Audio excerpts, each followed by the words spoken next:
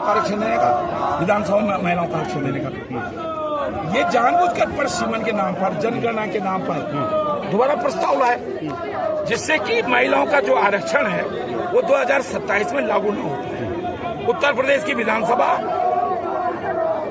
पंजाब की विधानसभा और उत्तराखंड की विधानसभा ये लागू न हो पाए। दूसरी तरफ केरल, असम, पश्चिम बंगाल में चुनाव थे। अरे चुनाव के बाद आप प्रस्ताव ले आते, क्यों नहीं लाया प्रस्ताव उसके बाद? इस मतलब जानबूझकर आप जो है इसको बेवकूफ बना रहे हो, देश की महिलाओं को गुमराह कर रहे हो। और धामी को मैं सोचता हूँ ये पार्लियामेंट का काम है, महिलाओं को आरक्षण देने का विधानसभा में और लोकसभा में ये कानून बनाने का अधिकार किसको है? विधानसभा को है, पार्लियामेंट को है। तो तुम यहाँ क्यों विशेष सत्र बुला रहे हो? क्यों नौटंकी करो भाई? क्यों नौटंकी कर रहे हो? क्यों नौटंकी करो? मध्य प्रदेश में हुआ ऐसे सत्र, यहाँ चुनाव है इसलिए हो रहा है। अब मध्य प्रदेश में करते, गुजरात में भी आपकी सरकार है, गुजरात विधानसभा पारित करती। ये विधानसभा का सब्जेक्ट ही नहीं है। अगर संविधान में संशोधन करना है तो विधानसभा करेगी, पार्लियामेंट करेगा, पार्लियामेंट करेगा। तो आप विधानसभा सत्र क्यों बुला रहे हो? आपको अधिकार ही नहीं है, आपको अधिकार ही नहीं है। कांग्रेस का स्पष्ट स्टैंड क्या है सर? कांग्रेस स्टैंड यह है कि 2023 का प्रस्ताव जो लोकसभा में पास हुआ है महिलाओं को आरक्षण देने का, उसको लागू किया जाए, जिससे उत्तराखंड, पंजाब और उत्तर प्रदेश में महिलाओं को आरक्षण मिल जाएगा।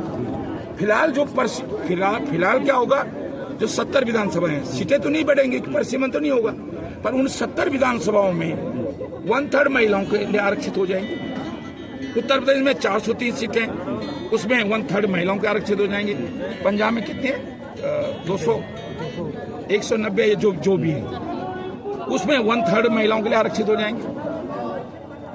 जो सिंपल से लॉजिक है, सिंपल सा तरीका है महिलाओं को आरक्षण देने का, वो ये तुम तो 2027 टालना चाह रहे हो।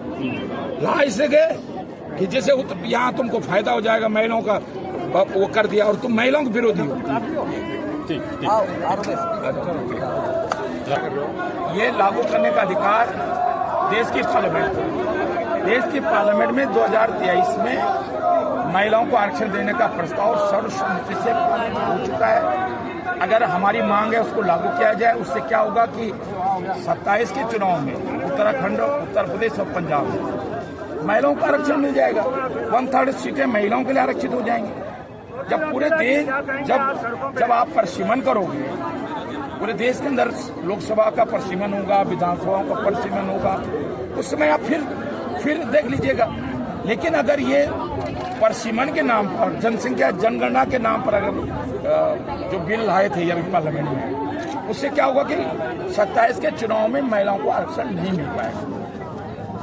ये इनकी मंशा साफ नहीं है, भाजपा की मंशा साफ नहीं है, और इसलिए हम लोग आज इस बात का विरोध कर रहे हैं।